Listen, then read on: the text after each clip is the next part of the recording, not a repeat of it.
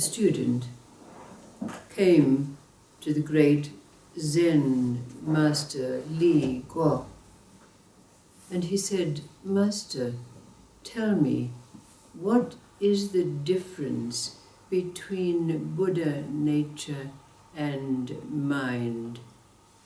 And Li Guo replied, "There is only a difference if you are deluded.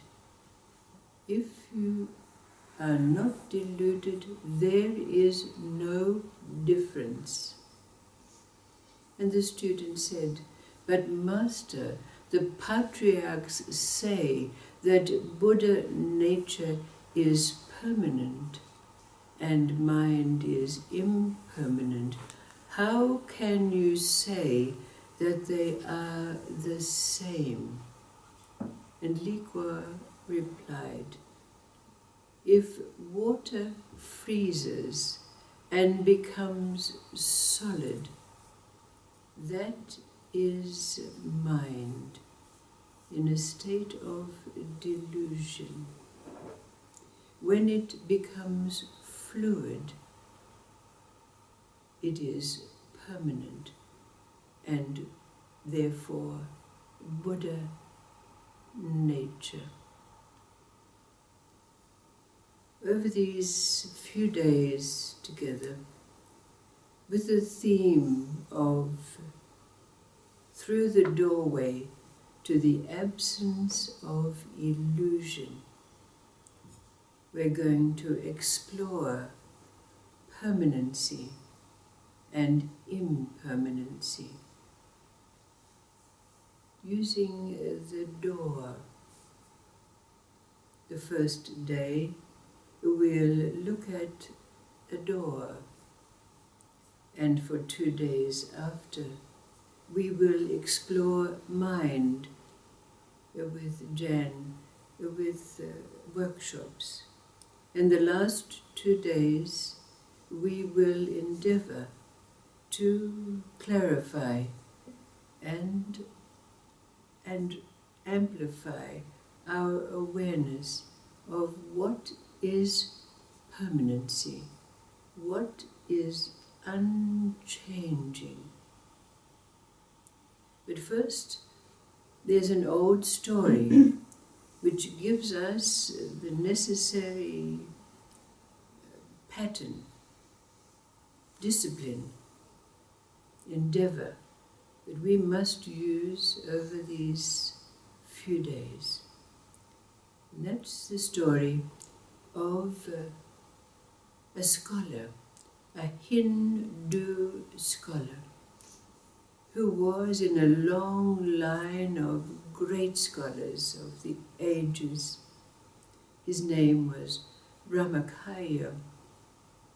And like all Hindus, he believed that existence, all of life, took place in the body of Vishnu. And he knew all of that which occurred in the body of Vishnu. He knew astrology, astronomy, mathematics, philosophy. And he'd explored all throughout Vishnu's body, from his head to his toes.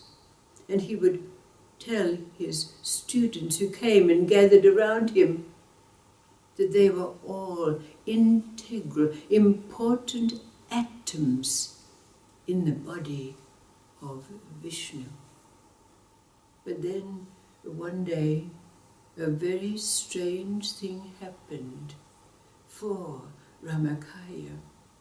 He felt himself slipping, and all of a sudden he was outside Vishnu's mouth, in a vastness that had no boundaries, a void, a blackness, and he was deathly afraid. He flailed around, trying to look to see where he could find Vishnu once again. And he used all the powers of his extraordinary mind to try to bring back the form of Vishnu, familiarity.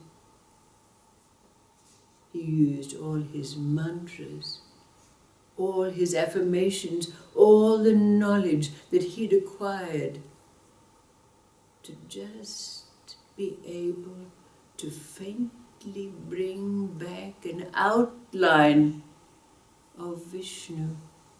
And with a supreme effort of his mind, he managed to have the hand of Vishnu come out and pop him back into the mouth of existence once again. But it was not the same. He could no longer say that all of life, all of existence took place within the body of Vishnu. There was something else.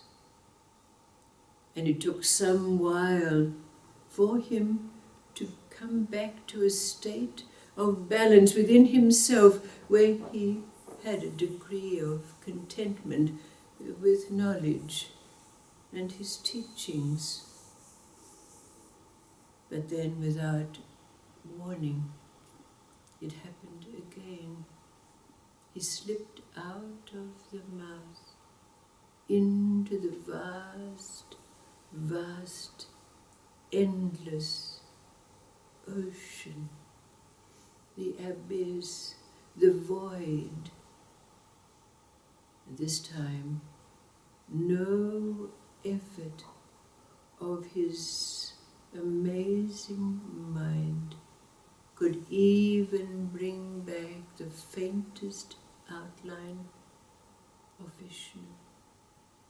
So he flailed, waving about, trying to find something that would allow him to again return to existence, life as he knew it.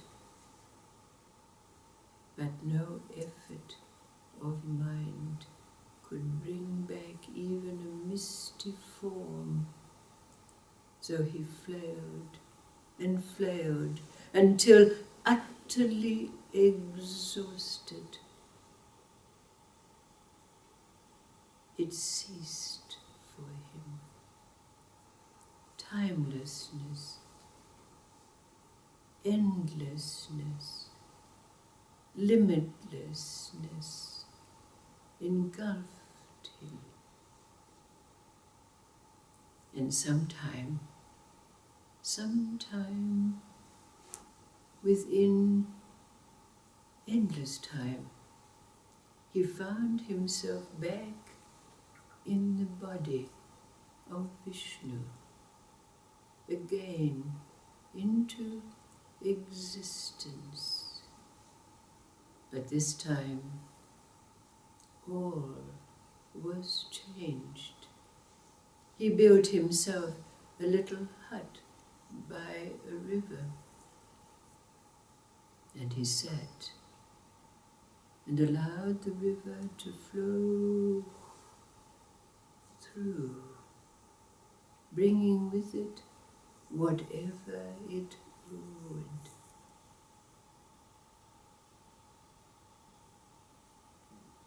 So the challenge for us in these days is to stop our flailing, to stop trying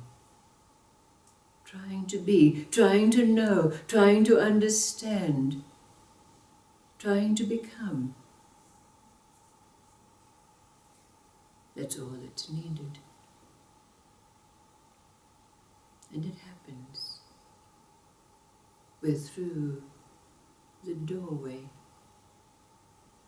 to permanency, that which is unchanging, always present.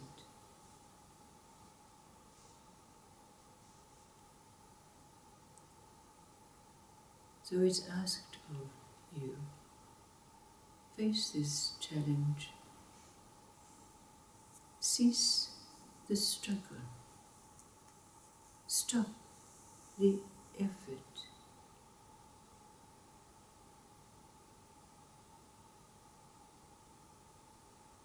And then we're through the doorway.